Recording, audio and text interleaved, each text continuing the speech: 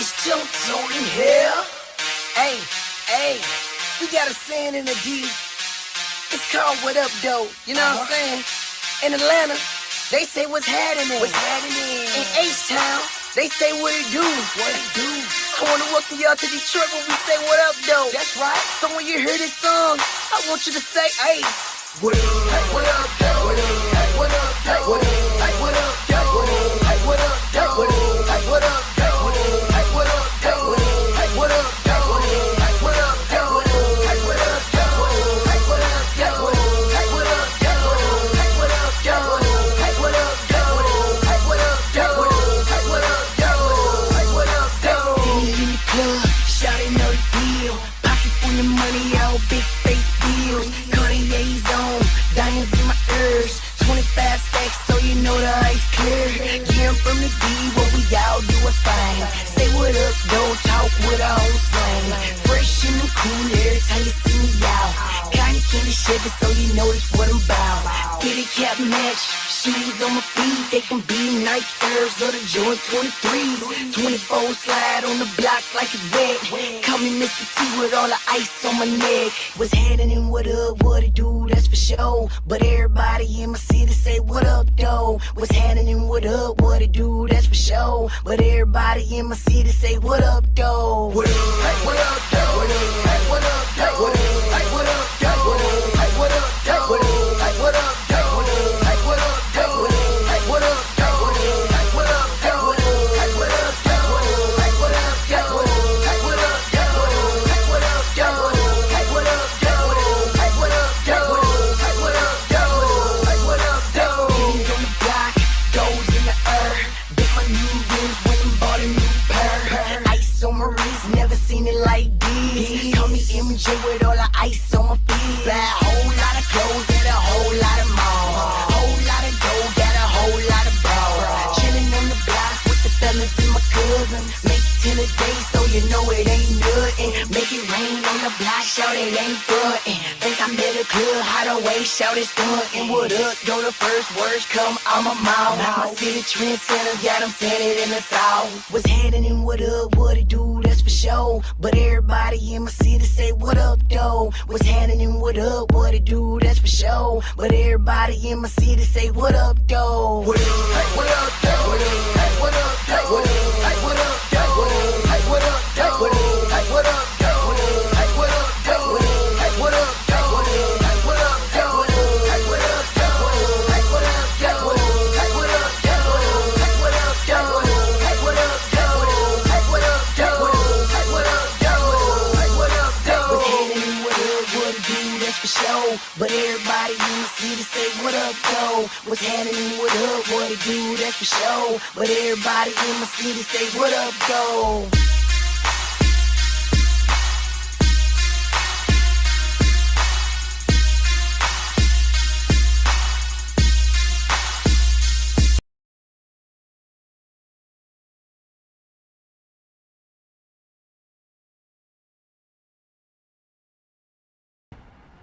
What's happening? What up? What it do? That's for sure. But everybody in my city say what up, doe? Yo, what up, doe? Let's go with it. What up, doe, y'all? Salute, salute, salute. Copyright disclaimer under Section 107 of the Copyright Act 1976. Allowance is made for the fair use. For purpose such as criticism, comment, news reporting, teaching, scholarship, and research, y'all. Fair use is a use permitted by copyright statutes that might otherwise be infringing. Non-profit, educational, or personal use tips the balance in favor of fair use, y'all. You know, you heard me say it. You can't say I didn't. It's in the chat. It's in the description. Yeah, y'all know the rest.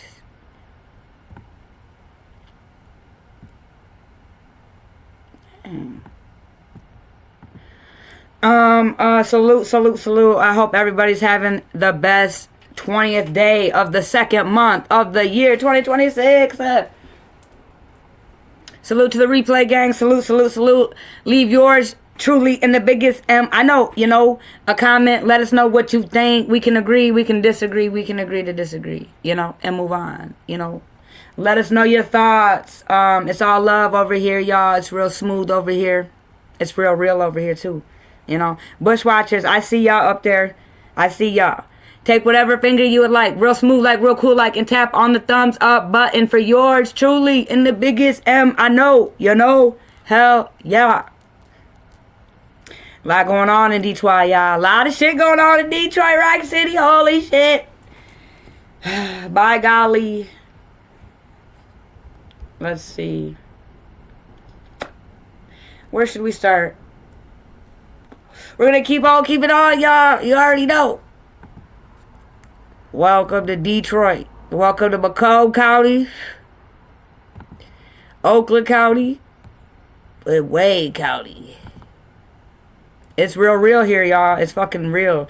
Like the shit you see on movies. Man. Diabolical. Let's listen. Let's react.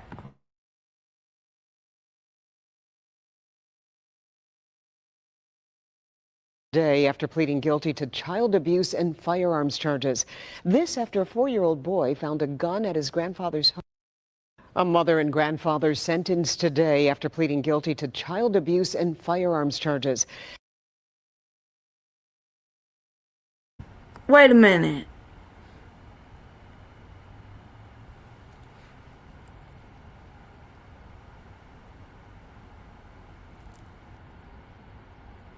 That looked like Janai McMichael Rogers' mother. What? Wait a minute. Maybe they just might look a lot alike, but they resemble each other. I don't know. I'm gonna have to play her video. That look like Jasmine, don't it? I don't know, y'all. Crazy work. This after a 4-year-old boy found a gun at his grandfather's home and accidentally shot himself in the hand. As Nick Monticelli reports, this case is one of several the Wayne County prosecutors is using in hopes of setting an example. Well, all this happened about a year ago in this block on Detroit's northwest side. And at the time, or I should say a few months later, the Wayne County prosecutor, Kim Worthy, kind of wanted to make an example of this, saying there are too many shootings involving kids and guns. You should be ashamed of yourself, and so should you, granddad. Judge Vonda Evans had the case today and did not go easy on grandfather Joseph Williams and his daughter Andrea Drury. It happened in November of last year in the 14,000 block of Terry on Detroit's west side. Drury's son found the gun underneath of his grandfather's pillow and shot himself in the hand. I'm not saying you're a bad, I'm saying you're a neglectful mother. And if your child had died, you would not have forgiven yourself. 81-year-old Joseph Williams and 30-year-old Andrea Drury were charged with child abuse and a felony weapons charge. In May of this year, Wayne County prosecutor Kim Worthy said in a span of 17 months, 8 children were killed or hurt playing with guns, and enough was enough. The inherent danger.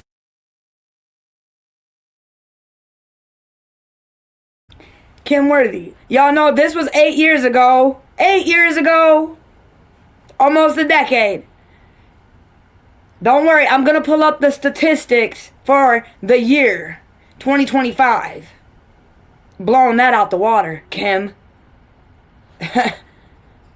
Just had to let y'all know this is 8 years ago. 8.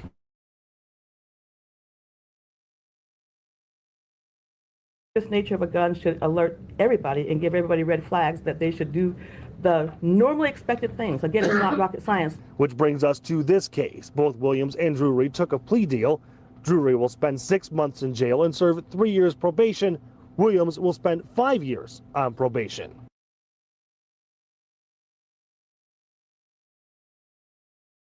Well, you know, guys, Detroit, another fucking plea deal. Sweet ass deal. Probation? And that really looks like, oh girl, y'all. I'm like tripping. Hold on, I got it. She even got the neck tattoo and everything. What? This crazy. That looks just like Jasmine, man.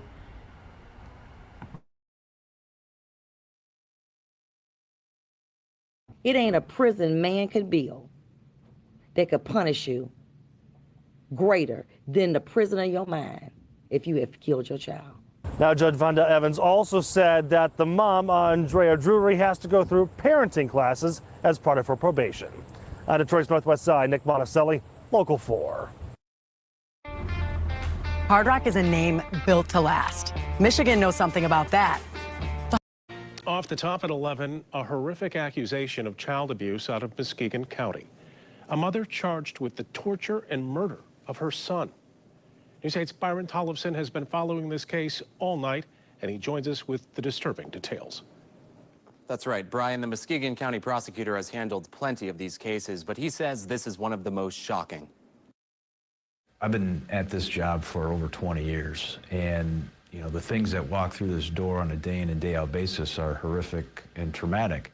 But I can safely say that within my career, this is probably one of the more sadistic and tragic events that I've ever seen and witnessed and been a part of, and it's sad. Disturbing new details out of Muskegon County tonight of a mother charged with murder in the death of her teenage son. 15-year-old Timothy Ferguson, a boy with special needs, was found dead in his Norton Shores home. A medical examiner found that he died from malnutrition and hypothermia. His mother, 43-year-old Shanda Vander Ark, appeared in court for the first time this afternoon on murder and child abuse charges. As prosecutors argued for the judge to deny her bond, they read the disturbing allegations. In the denial of food to the child, feeding the child nothing but bread, and bread soaked in hot sauce, pouring hot sauce down the child's throat, and placing the child in an ice bath, which we believe will be the explanation ultimately for why the child had suffered hypothermia, and that most notably happened the day before the child passed away. The judge ultimately denied her bond, leaving Vander Ark in a Muskegon County jail tonight. This court has grave concerns, not only about the safety and well-being of the community. As you should be super concerned. This was 3 years ago. My question is, I keep asking, how can people do these atrocious acts, egregious things to shorties and sit there and cry like that? I don't understand. Why? How can you shed a tear? Do you like hysterically crying like that? I don't get that. You see that a lot. I don't understand. But you were the hands behind all those alleged. Oh no, she was charged. So you did that. I don't know. I find it weird. I guess I don't know. Interesting. Community, but also regarding the ability of the defendant to flee. The county public defender, Fred Johnson, says that while these allegations are horrific, she should have been released. She has no criminal history. She has no place else to go. She has family here in the community. She's not a run threat. She's not a threat to hurt anyone else. Vander Ark graduated from WMU Cooley Law School last year and was working as a clerk in Newaygo County. Johnson actually met her 2 years ago when she was a law student. The fact that I actually know her and would never have thought this of her, that added to the surprise. It's unclear why Timothy was even in his mother's care. Prosecutors say that a decade ago, Oklahoma Child Protective Services recommended terminating her parental rights. In 2012, she agreed to leave the home and not have custody of her children. Prosecutors believe that Timothy came to the Muskegon area to be with his mother in May of 2021.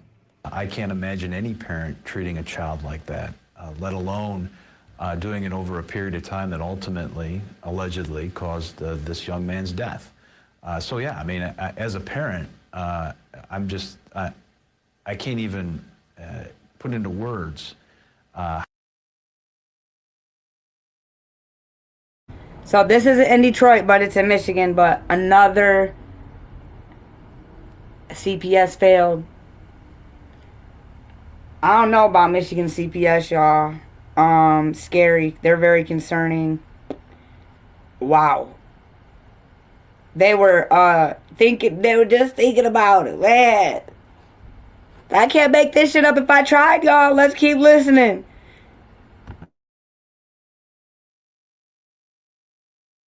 How I feel about another parent treating a child like that. Hilson says a 7-year-old child also lived in the Norton Shores home. He is now in the custody of the Department of Health and Human Services. That department tells News 8 Tonight that generally, if a court in another state has issued final orders and closed its case, Michigan would have no knowledge of a parent moving and having a child in his or her custody. I called Timothy's biological father today. He did not want to comment. She is due back in court in about 3 weeks, but the public defender tells me there may be a mental health evaluation before that, which could delay the process.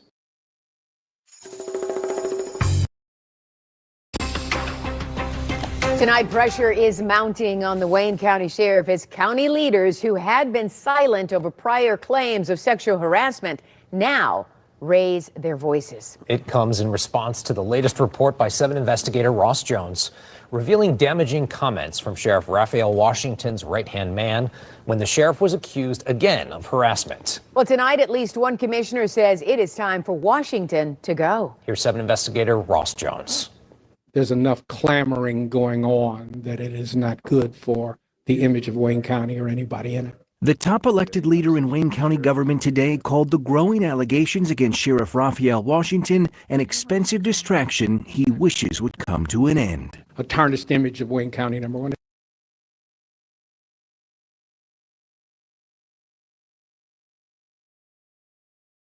Yo, y'all, this was 21 hours ago. Ooh! I hope, no, I'm not even going to get excited. Don't even let me get my hopes up. I almost did.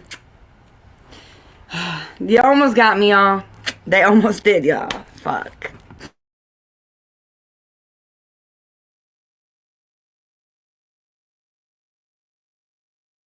And number two, it's something we're paying for that we may or may not need to be paying for. Elected leaders across Michigan have been sounding off on the latest revelations, mostly in private conversations, that are now trickling out into the public. Congresswoman Rashida Tlaib shared our story with her 750,000 followers this morning. Have folks been following this? She asked. These are serious allegations. Today at county headquarters, some commissioners weighed in too. Very serious, deeply concerning allegations against the sheriff. If the ethics committee had teeth, which it should, then maybe they could actually do something. There's a number of concerns that were brought out from your story, and at the appropriate time, the county will address a number of those issues. They were responding to what we reported Tuesday, secret recordings made from 2022 between Washington's then communications director Erica Erickson and his then chief of staff Michael Turner. Ray has long been a womanizer, and he makes me uncomfortable with relationships he had around here with 2 people in particular that accused him. The recordings were made by Erickson, who was raising concerns about comments the sheriff had made that she found troubling. Turner, who had defended the sheriff publicly from prior sex harassment complaints, told a very different story behind closed doors. He can't help himself. And I shouldn't say that. That didn't jump out. I keep telling him those words are not acceptable anymore in the workplace. Anytime someone says something like that, that would give me pause. But I'm not going to comment on this pending litigation. Erickson raised concerns about the behavior in 2 recorded meetings with sheriff's officials and in an email to the undersheriff and chief of staff. But Sheriff spokeswoman Mara McDonald says Erickson ultimately elected not to make a formal complaint of sexual harassment. We have asked for any records of that decision in writing. The sheriff's office has not provided any so far. He's the head of this agency. He's trying to win an election. And I also just feel like this is just going to get worse if I don't say something now. I agree, it will.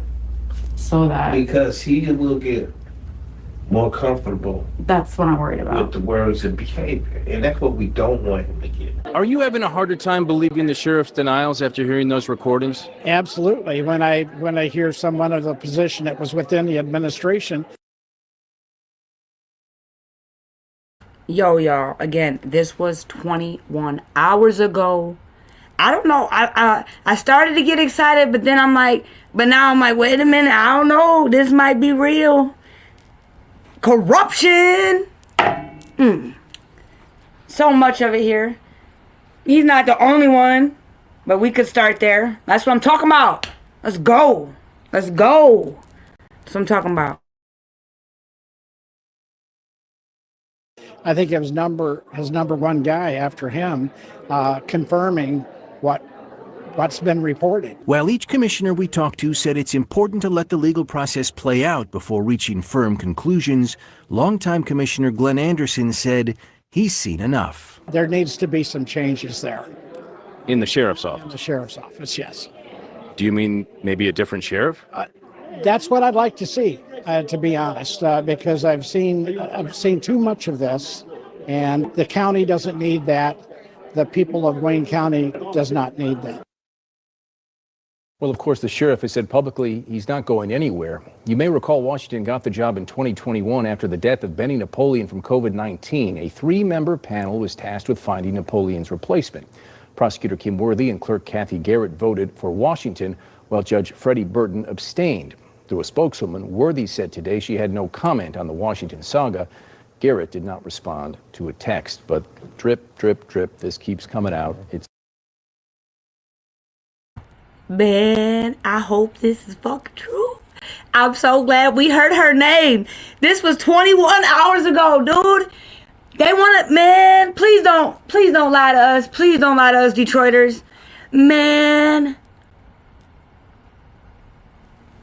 Kim Worthy said no comment. Woo! And wouldn't you know, of course, Kim Worthy voted his ass and put his ass in. Let's go. This is so exciting if it's real. Man. That is crazy. 21 hours ago, yo. 21 hours ago. About this time, 6 o'clock yesterday. Wow. I just watched that with y'all. Wow. They said her name. Kim Worthy, they are fucking on your ass. The Wayne County Sheriff, they on your ass. And this motherfucker's been publicly already accused, yo. Wow. Woo! I hope it's not too good to be true. That was crazy right there, y'all. I'm sorry. That is amazing. I hope that this is real. What? Let's go. Wow. Man. It's been going on at this point for a few years, but it seems like things are speeding up right now. We'll see what, if anything, happens. We'll see. I mean, they are speaking out a little bit. I was surprised Warren Evans wanted us to know what he shared today. I think the fact that he spoke out about this on its own is significant. It's interesting to see how it's playing out in the public. Indeed. For sure. All right. Thank you, Ross.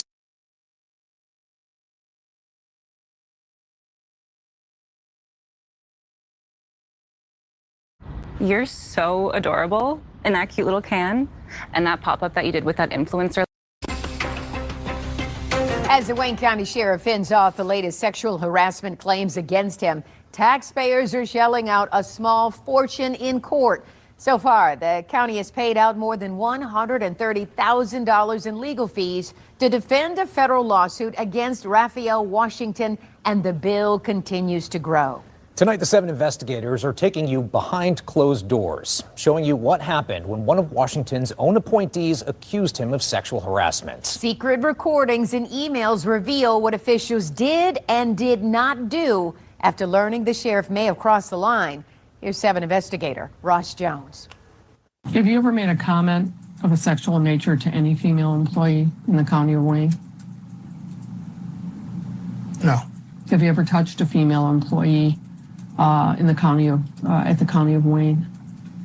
No. Throughout his law enforcement career, Raphael Washington has been accused repeatedly of harassment or unwanted touching by women.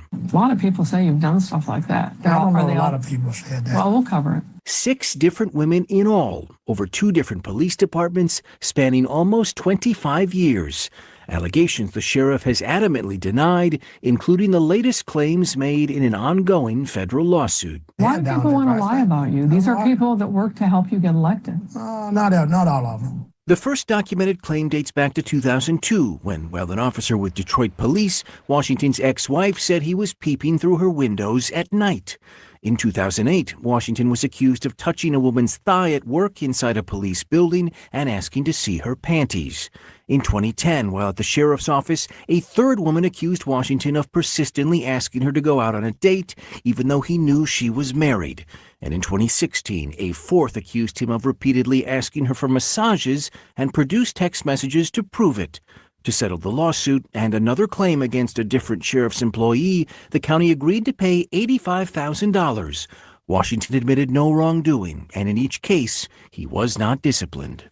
The latest claims are made here in federal court, where a former sheriff's appointee says Washington fired her after he learned she had secretly recorded him. Regina Parks was the sheriff's community engagement director and a regular contributor to his campaign. She claims the sheriff touched her buttocks, propositioned her for sex, and made lewd and sexual comments over a period of years. And she says she reported that conduct to the sheriff's chief of staff, Michael Turner. Turner says that never happened.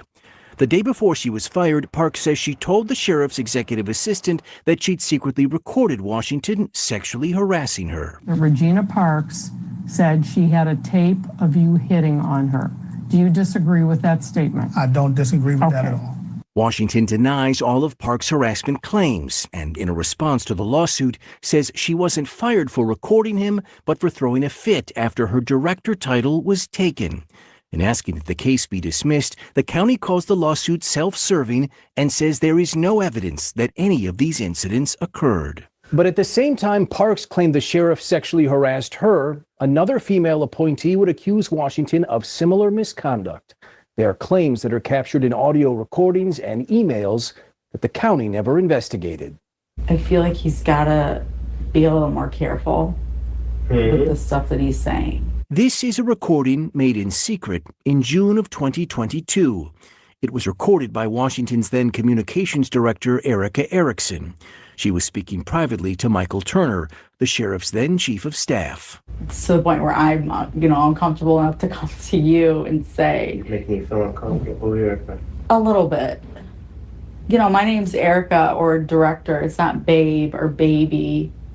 He told me I looked fine, like his wife was 10 feet away. And he asks if I don't wear heels to work and dresses and things like, I would tactfully talk to him. Turner had worked alongside Washington for more than a decade, and he was his right-hand man in the sheriff's office. Listen to how he described Washington behind closed doors. Ray has long been a womanizer, and he makes me uncomfortable with relationships he had around here with two people in particular that accused him. Their conversation took place only 2 weeks after we'd reported on prior harassment claims against the sheriff, claims his campaign called rumor and innuendo. But listen to what Chief Turner, the campaign's treasurer, said in private. He can't help himself. And I shouldn't say that. That didn't jump out. I keep telling him those words are not acceptable anymore in the workplace. Yeah, you did get caught peeping in the window. Yeah, you did get a sexual harassment charge, and then it cost the county $85,000. That's true.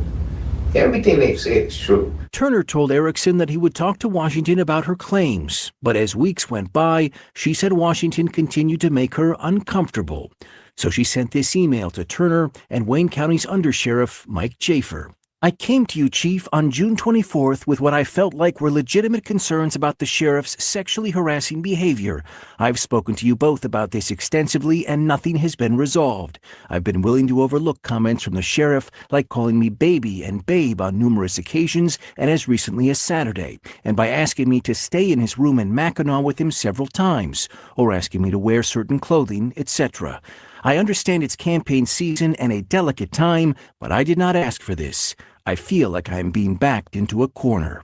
If supervisors know about sexual harassment, it imposes a duty upon them to investigate it. We share the email with Bill Cycli, an attorney who's represented both plaintiffs and defendants in sexual harassment claims. This particular memo and these particular complaints would be devastating in terms of whether or not the county had any reason to be concerned about the problem. But the sheriff's office did not investigate Erickson's claims. Instead, officials would later meet in person with her, including the sheriff, his undersheriff, and Chief Turner. Do you think when I'm saying that I'm being sexual? I told you I don't think you're being malicious. No, I mean, am I coming at you in some kind of sexual harassment? Sometimes your eyes look that way, yeah. In another secretly recorded meeting, Washington told Erickson she had misinterpreted his comments or denied making them altogether. He said the offer to use his hotel room was a misunderstanding. Rooms on the island for the Mackinac Policy Conference were booked up, and he didn't want her to have to stay further away. He said he would have never shared a room with her, and if Erickson was so concerned, she should have told him. If you're about me in this agency. Conversing online is the new norm, but virtual events and group calls can be boring. You have to protect me. You have to tell me in real time. I feel like this is being like turned on me somehow, but when we asked the county for Yo, he said y'all gotta, he threw that protect me in there first. This shit is nuts, bro. Woo! And of course, Kim Worthy's the one who put him in charge. Man, you heard the guy on the news. He said it. They know. That's crazy. If you listen to the words, if you are in Detroit and you know, they said if we'll see if anything happens. Dude said the fact that old buddy did what he did and is it time for some more exposure? Woohoo! Kim Worthy, you're up. This is too good to be true. What? 21 hours ago, yo. Let's keep listening. This is crazy work. I'm watching it with y'all. I didn't watch this yet. I didn't watch this one yet. Wow. Clock it. Let's go.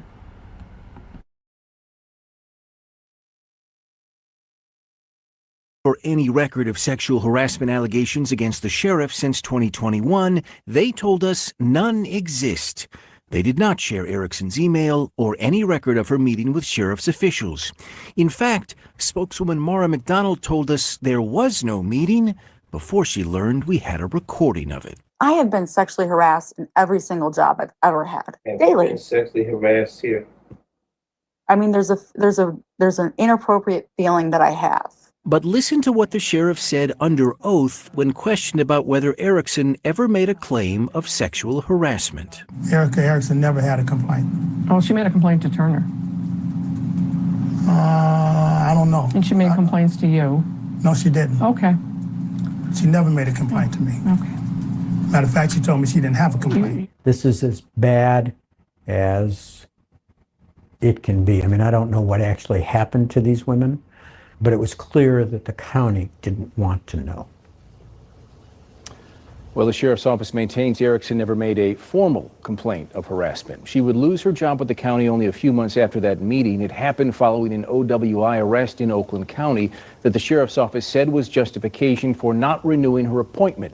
Erickson's attorney, Deb Gordon, says there is no record detailing why Erickson was let go.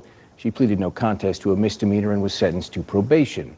After Regina Parks filed her lawsuit, it would be disclosed that she and Chief of Staff Michael Turner, her supervisor, had engaged in a sexual relationship between 2021 and 2024. Turner would later retire following the disclosure. He declined comment for this story. A judge will rule on the county's motion to dismiss the Parks lawsuit in the coming months. I'm Ross Jones, 7 News Detroit. Ross, thank you very much. Dreaming of the perfect family trip? Who are you? Penny, Priceline's and...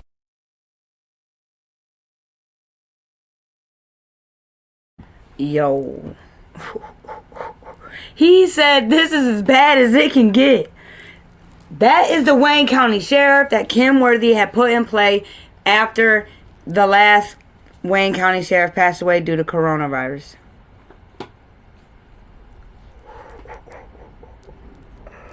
Ooh-wee. Shout out to old girl, man. Man, this is crazy work. 21 hours ago, y'all. 21.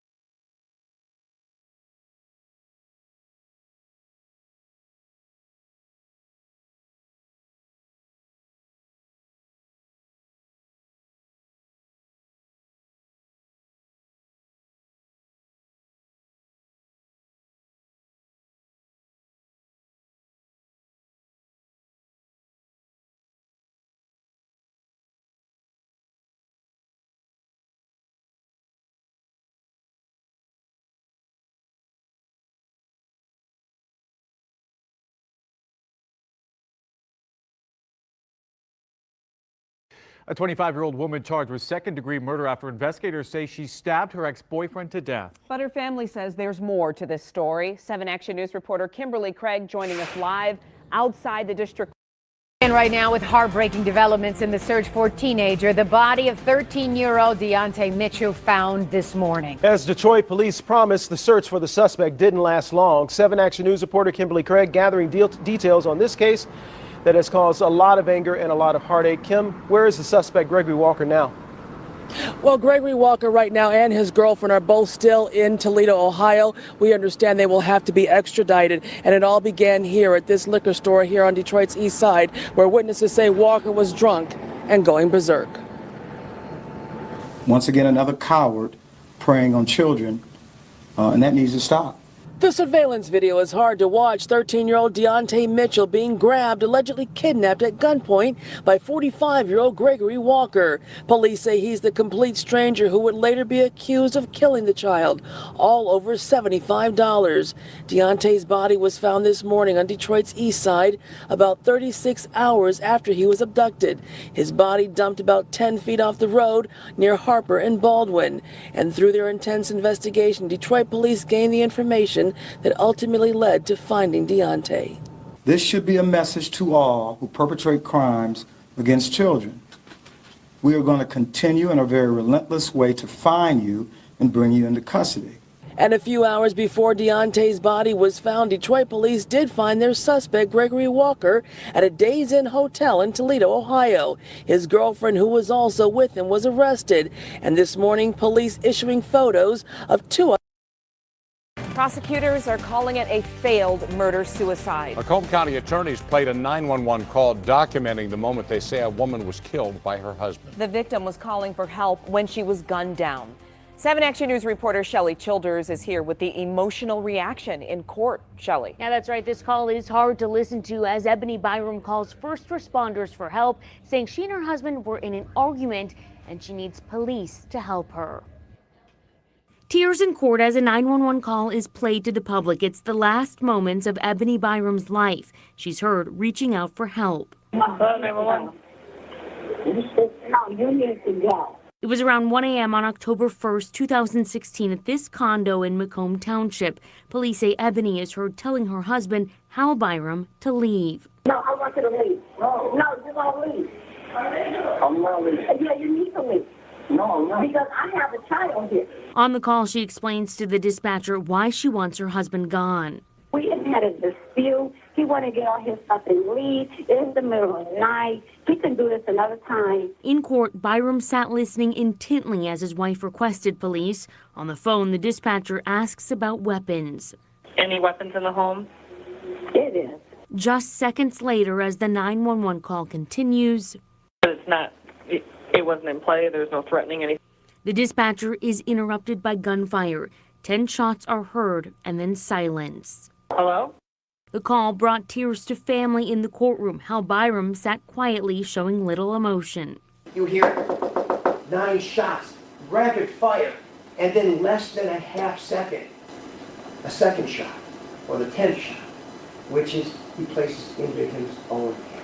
Byram survived that injury. His wife was hit 9 times. She was found dead inside the home. He is charged with first-degree premeditated murder. The judge agreed this case will continue to trial. Now, the victim's teenage son in this case from a previous relationship was at home at the time. We're told he was awake in a different room and did hear those shots. He made a second call to 911. He was uninjured. We will continue to follow this case very closely. Reporting live, Shelley Childers, 7 Action News. At 5 o'clock, we heard from a key witness in the deadly stabbing of 16-year-old Dania Gibson inside Warren Fitzgerald High School. The ex-boyfriend of the girl suspected of stabbing Gibson says it was all just a case of jealousy. Well, now we're hearing from the school staff who saw the horror that took place that day. Coco McAvoy is live with more on what the teacher and also a school resource officer saw and what they heard. Coco? Yes, the both of them describe what happened before and after the stabbing. They say the suspect was chasing the victim around the classroom, and you can tell that they're both still very shaken by what happened. The stabbing, claiming the life of a bright young student at Fitzgerald High School, continues to haunt Sarah Sonnenfeld. She is laying face down, and there's blood around her. She holds back tears, recounting the grave moments. What are the students doing? They're standing around her. It's shock. 16-year-old Dania Gibson had been stabbed repeatedly in Sonnenfeld's classroom.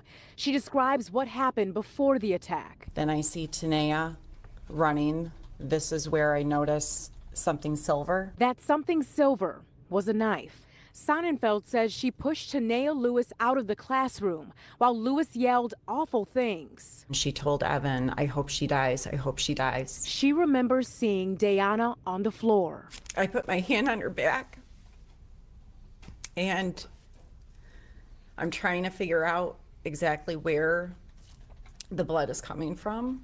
The school resource officer ran into the classroom. I immediately knew that she was in trouble. He and another staff member tried giving Dania CPR. I rolled her on over, and that's when I noticed that there was 2 puncture wounds. Dania did not survive the attack. Lewis is charged in her death and could end up in prison for life.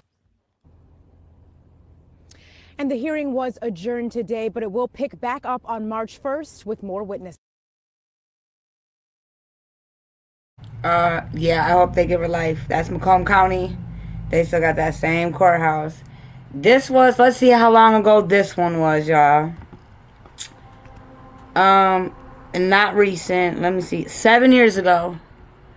You know, what the heck? Again, I'm just trying to set a scene. I'm just trying to show y'all. Better than I could tell y'all.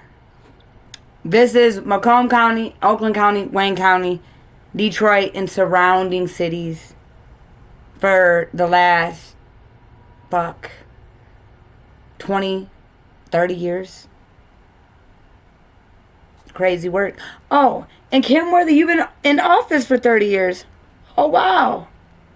Interesting. Ooh, I hope that on your ass. Let's go. Crazy work, Kim Worthy.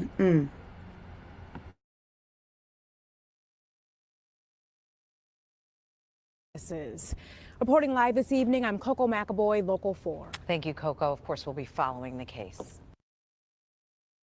Did you know that you are less than 3 degrees from someone who may have? Well, it's nearly the last chapter in a tragedy in Macomb County that's been unfolding since 2016.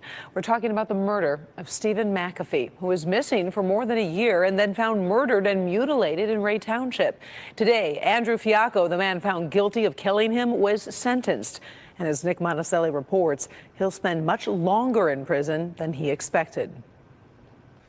Good evening. Yes, this longer sentence is coming because both the prosecutor and the judge felt that the heinous nature of these crimes, the murder and the mutilation of Stephen McAfee, warranted a longer sentence. And McAfee's family even thought that if he got out, he would kill again. Our son was missing, murdered, and mutilated by Andrew Fiacco. There was little room for interpretation today as Stephen McAfee's family wanted Andrew Fiacco locked up for as long as possible. Stevie had the most unique and goofy laugh, and he always knew how to crack a joke during the most inappropriate moments. This case is exactly 3 years old. McAfee was missing for more than a year in March of 2016. The truth eventually came out that Fiacco shot McAfee in the head after driving him to an empty field in Bruce Township, then came back to cut up his body and bury remains there and at his family's home. He asked his girlfriend for help moving McAfee. She then confided in another friend who tipped off police. A jury found Fiacco guilty of second-degree murder. And despite his emotion, the only emotion during this trial, Stephen's family tried convincing the judge the prison time guidelines for second-degree murder weren't enough. He has shown no emotion. He is a cold, soulless, miserable excuse for a human. And please don't believe those crocodile tears. They are not real. I'd like to apologize to the McAfee family. That was his own brother.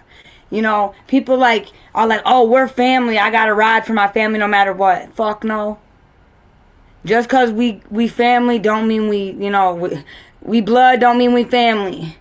I got a lot of family out here that don't even got one of the same nothing. I'm just saying, this is fucking crazy. Macomb County on the roll. Wow. And see, I noticed they don't give out a lot of pleas in Macomb County. So I wonder if it's a Michigan thing or is it just a Wayne County thing?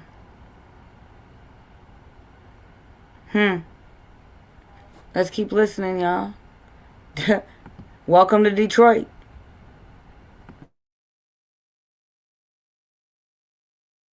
For the loss of their son. I miss Stephen very much. If he is released someday, he will use his charm to deceive his next murder victim. Judge Jennifer Fonts agreed, giving him 52 to 70 years in prison. And then for 13 months, let everyone wallow in fear and distress. And hope was in there as well, which I think is almost the worst part. In Mount Clemens, Nick Monticelli, Local 4. Fiacco's attorney says they will absolutely be appealing his sentence. As for his girlfriend, Yvette McDonald, she'll spend a year in jail for helping him. Turns out the government tracks a lot of data. Just the facts from USA. Detroit police officers had a lot on their hands last night with 3 different locations along Chalmers connected. An outraged Detroit mother says her 15-year-old son's drowning death at Mumford High School should never have happened. And now she wants Michigan lawmakers to step in so another family doesn't go through a similar ordeal. Jamie Edmonds talked with Deshaun Blanding's mother today, and she joins us live outside Mumford High School. What does the mom want to happen now, Jamie? Well, Devin, she wants 2 things, actually. 1, she wants justice for her son, Deshaun. And number 2, she wants change to the Michigan anti-bullying law. She wants the learning disabled to become an identified protected group. He stayed to himself.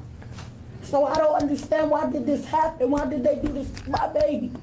Why did the teacher let this do this to my baby? Christina Blanding has many questions about what happened to her 15-year-old son, Deshaun, at the Mumford High School pool on February 24th. Deshaun was pulled out of the water unresponsive that day, and he later died at the hospital. In a press conference today, the Blanding family attorney, Johnny Hawkins, said Deshaun, who was learning disabled, was bullied. While simultaneously witnessing Deshaun being the victim of bullying and unwanted horseplay in a well-established and commonly known hostile learning environment, that being Mumford High School itself. Blanding says her son was also bullied at another Detroit public school, Henry Ford High School, and she says she is on record reporting that incident to DPS. They said they was gonna kill him. They knew what class he was in. They knew the teacher name, what class hour he had. Now I had concerns about it. And I reported it to DPS. Today, the district declined an on-camera interview, but released a statement that says they are committed to finding out the truth of what happened and supporting the family.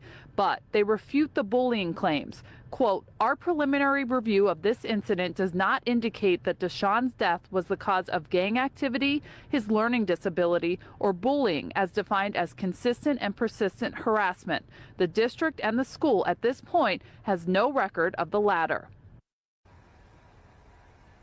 Now, the Detroit Police Department is leading this investigation. I talked to them today. They said it's open and active. Now, the school district is calling this an employee investigation internally into the teacher that was working that day at the pool. They said they're looking into his actions. Right now, he's on paid administrative leave, and the superintendent is expected to give a disciplinary recommendation to the school board very soon. We're live tonight. Jamie Edmonds, Local 4. Taking over. It's Christmas. The fact that we don't have the probation officer. Didn't kind of show up the other case? Yeah, okay. Back on the record, People versus Letitia Stasio. Please come back up, Mrs. Stasio. This is a violation of probation matter. The matter scheduled today for possible disposition due to the fact that we don't have the probation officer here in front of us. And I know I've said this to you several times since we've met. You have the right to an attorney through all stages of these proceedings. You continue to represent yourself at the previous hearings and the dates we've had here. Is that your wish today? Yes, Your Honor. Okay, you understand that you have the right to an attorney. You're waiving that right.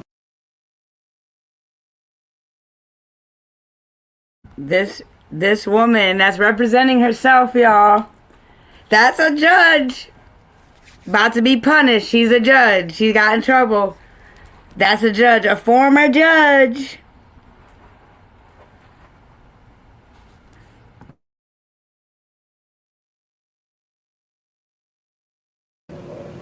No, Judge, I'm proceeding as my own attorney. I understand. Okay. And so can this matter be disposed of today? That was the last question that we had here on the record. You have a copy of the Declaration of Delinquency alleging 3 violations of your probation. Is it your position that you wish to admit today and go forward with sentencing? Yes, Your Honor. Okay. Mr. Kwan, is that your understanding as well? Yes, if she is willing to admit, then yes, that's up to her, but that's fine. All right, Mrs. Stasio, you have several rights that you'd be waiving in exchange for admitting to the violations this morning. First of all, is you're waiving your right to have an attorney with you. You are an attorney, and I understand that. You also have the right to a hearing where the people have to prove that you violated the terms and conditions of your probation by a preponderance of the evidence. Do you waive your right to a hearing? I do. Do you also waive your right to cross-examine the witnesses that the prosecutor would call to testify against you at the hearing? I do. Do you also waive your right to call your own witnesses in your defense at the hearing? Yes. And you waive your right to testify at the hearing, although no one could force you to testify. Yes. Are you making this admission knowingly, voluntarily, and intelligently? Yes. Has anyone forced you or threatened you or promised you anything in exchange for your admission? No. Do you feel under any duress or coercion at the present time? No. Are you under the influence of any drugs or alcohol right now, which requires your judgment? No. Do you recall being placed on probation by Judge Aronson? Yes. Did you receive a copy of the terms and conditions of the probation sentence? At some point. Okay, at some point? Yes. Okay, but you did. Is that correct? Yes. I'm sorry? Yes. Okay. In fact, you did sign off on the conditions of probation. Yes. Okay. Did you understand the terms and conditions of probation? Yes. Do you admit that you failed to report as directed to probation on August 13th, 2019 and August 20th, 2019? Yes. And you admit that you didn't appear to probation for a few months thereafter? Judge, with all due respect, I think that the one admission is sufficient for the declaration of delinquency. If you don't want to answer that, you don't have to. I don't want to. Do you admit that you failed to cooperate with the Ignition Interlock Program as required by Section 1193 Subdivision C? No. No, I don't admit that. I deny that. You deny that? I do, but I've already pled guilty, Judge. Did you admit that you failed to abstain from using or possessing alcoholic beverages? No, I don't. Okay. Mr. Kwan, are you satisfied with just her admitting to paragraph 1? Or Your Honor, I believe in order for the court to find a violation of the probation has occurred, she only needs to admit to the one violation. And if the court is satisfied, the court is in a position to sentence her accordingly. But in terms of whether or not she has adequately pled, the people are in the position of, yes, she has. all right. people are satisfied, I'll be satisfied as well with your admission that you didn't show up to probation beginning August 13th and August 20th, 2019. And therefore, I will find that you violated the terms and conditions of your probation, that you did so knowingly. Now, with regards to sentencing, do you wish to be heard? Briefly, Your Honor. Obviously, as a violation of probation, it is up to the court to sentence Ms. Estacio as she sees fit. However, it is the position of the people that, based on not only her violation of failing to report, but her violation of the conditional discharge that put her on probation in the first place, her inability to adhere to probation going forward from that it is the people's position that the only alternative left to the court is to sentence Ms. Estacio to a term of incarceration, and that would be the position of the people. Ms. Estacio? Judge, honestly, I'm blindsided. I've spoken to Mr. Fung about this several times, and his position has always been that the people take no position. In fact, in pretrial conferences, he's asserted that a time-served disposition would be appropriate in light of the fact that I've served approximately 4 months in jail on a misdemeanor DWI. So I'm surprised that he would make this statement on the record, on the news, for the first time ever. I think it's disingenuous at best. But Judge, I think that it's easy to lose sight of the facts in this case. This case, like a case that I've cited before, People v. Purpura, which is a county court case, which was appealed from the Monroe County District Attorney's Office when an individual who got probation was sentenced to 9 months in jail. Judge Chasho of county court here said that that was inappropriate, and he conducts an entire analysis of why it's inappropriate. What he says is that no matter what happens in a criminal case, you always go back to the initial crime, the initial offense. In that case, as in this case, it was a misdemeanor DWI. You look at the defendant as you find them at the time of the arrest. In my case, I was a city court judge. I had never been arrested in my life. I had never been charged with any offenses. You sentence the person based on what actually occurred. In my case, I passed my field sobriety test, but after conviction, I again had no evidence of an accident. There were no injuries. There was no aggravating factors. It was a standard misdemeanor DWI, for which most individuals would receive fines and a surcharge. Irrespective of what happens from the point of sentencing, and this isn't my words, Judge, this is Judge Chasho, who's a county court judge here, you always go back to that initial offense. This is still a misdemeanor DWI. This is a misdemeanor DWI that was alleged to have occurred in 2016, and we're going into 2020.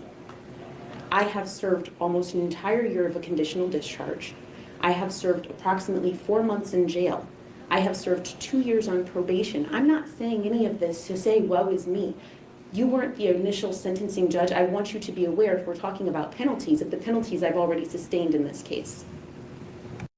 I get paid $2,500 a month to take care of my dad, and I didn't have to fill out a single. In addition, I was removed from the bench. Literally, the Court of Appeals held that career suicide was appropriate in my case, so I lost my entire career.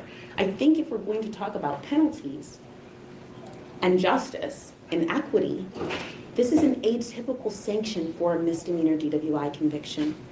In addition, one of the reasons that a person would be placed on probation, and this is again in the People v. Purpura decision, is substance abuse, which apparently has been the overarching concern here, that I have a problem with alcoholism.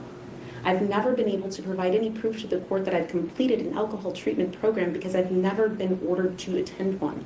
I've obtained 3 to 5 OASIS certified evaluations, and none of them ever said I needed treatment.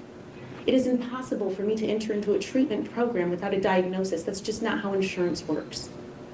So I did voluntarily enter into one program that I completed, but that's all I could do. If I'm on probation to address a substance abuse issue, that certainly isn't occurring before this court because there's no proof that I have one. I got a mental health evaluation. There was no recommended treatment, but on my own, because candidly this was very stressful, I got into therapy. I provided information from my therapist to my probation officer voluntarily. My therapist said, "You need this to be over."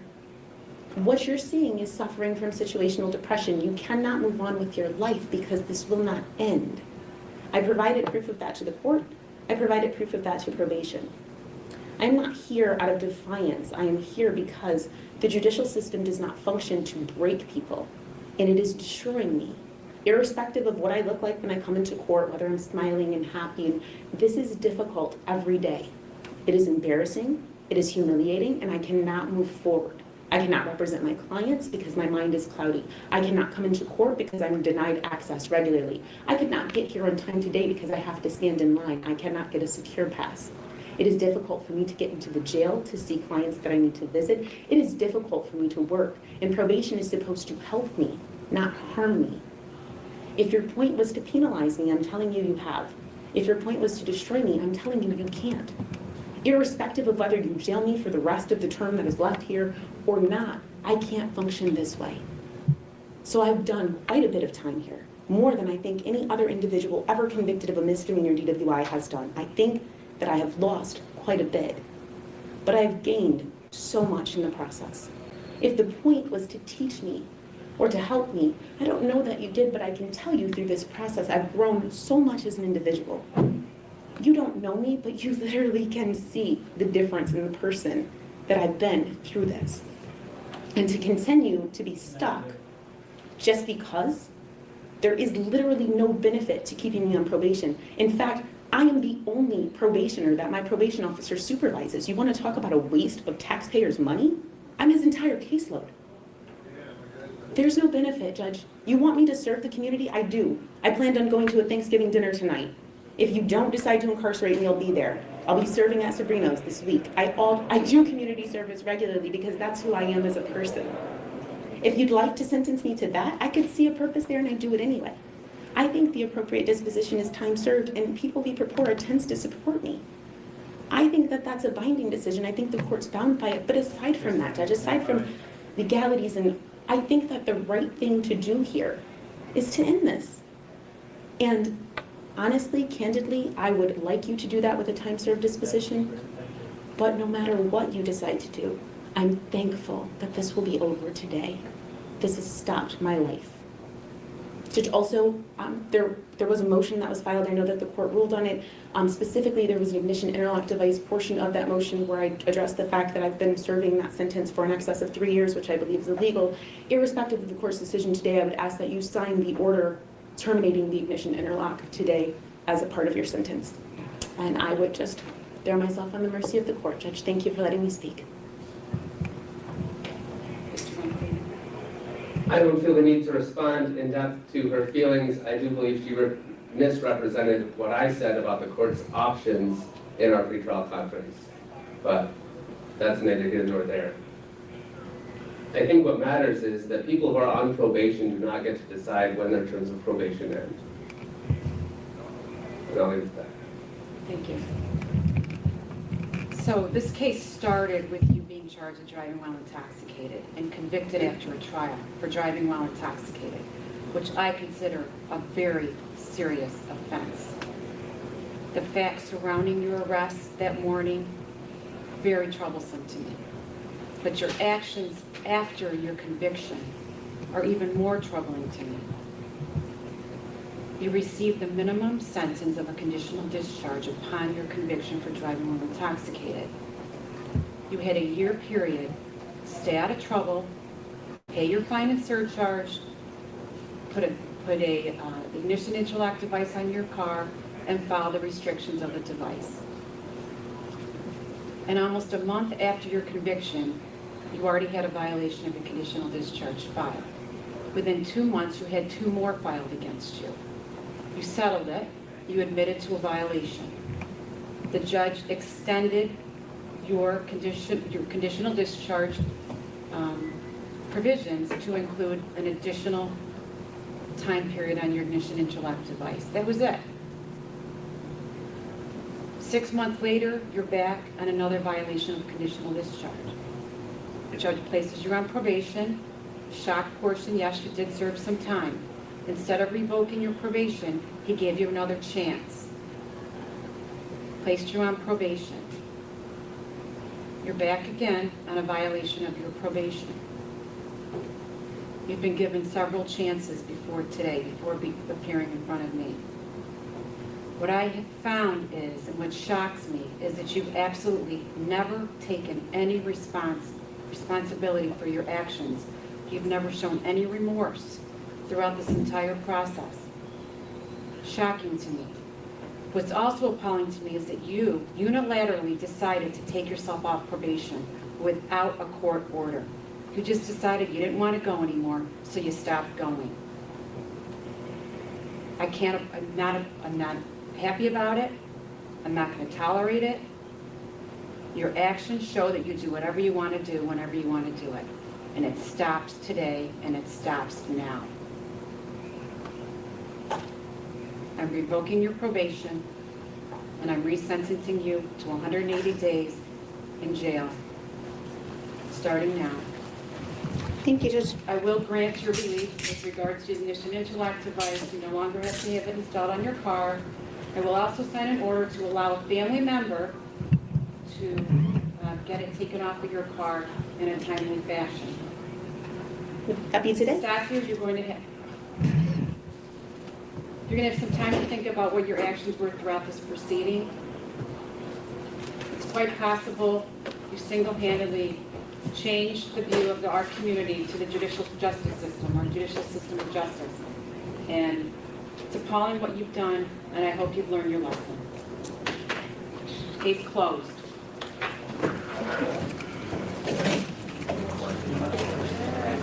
Features both see here. My cousin, let me get you the camera.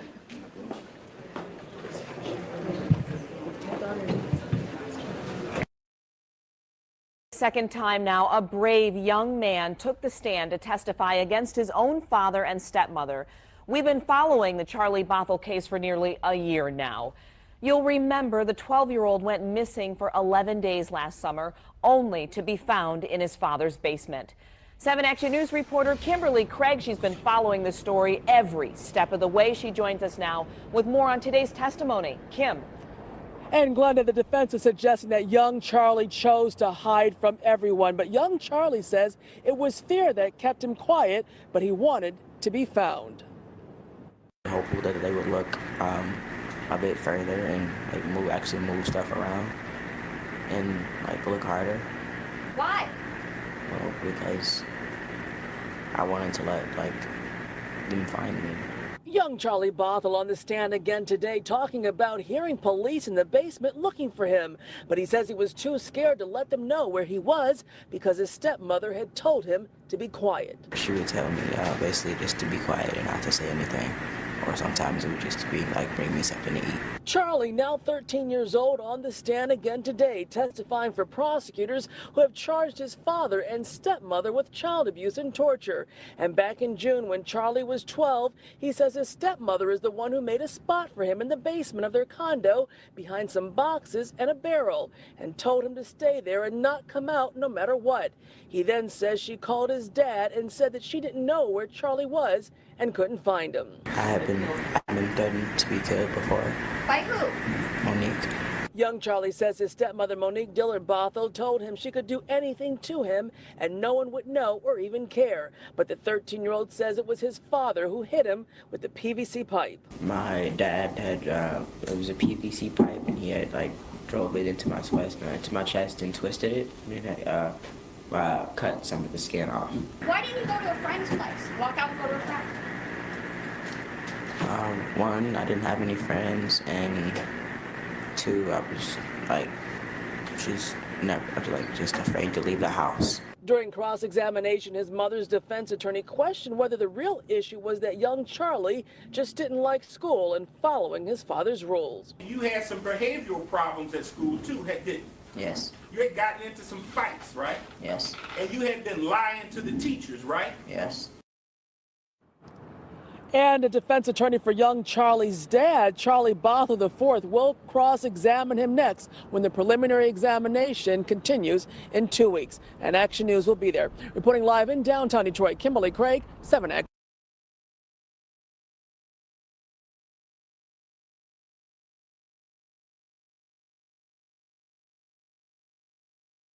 action for you.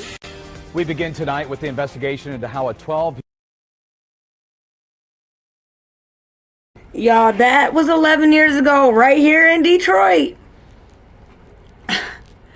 Wow.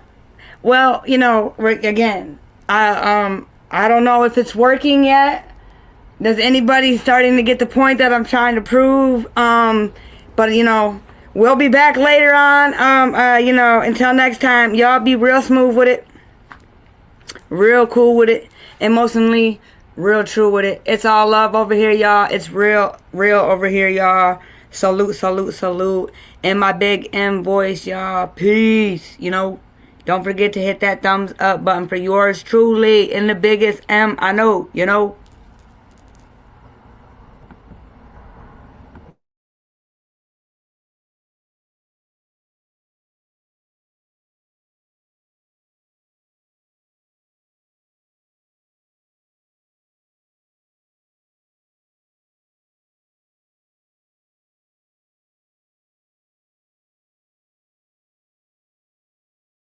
Wonder Boy. Yeah. Tricky. Let's show 'em some love. Welcome to Detroit. Where's my gangsters and all my thugs? Throw them hands up and show some love. And welcome to Detroit City. I said welcome to Detroit City. Every place, everywhere we go. Man, we deep everywhere we roll. Ask around, man, they all know tricky. That's what's good, man, they all say tricky. Boom, just as soon as we hit the room, you can hear 'em holla goon squad in this bit. Let me hear you holla goon squad in this bit. Let me hear you holla run your nav in this bit. So who am I gonna call on when I ain't got them boys with me and the situation gets a little sticky? I'ma dial 911 like I'm punk that. I'ma call that rude boy from Detroit, trick, quick, come pick me up, bring them come to the club, meet me out front, there's some jump up in his mug, popping some jump, cause he's drunk, and we may have to lump his head up, cause something smells a little fishy, and I don't like the way his boys keep looking at me, so homie come get me, Wonder Boys, what up though, I see you, rock bottom, yeah I see you, all my Detroit people.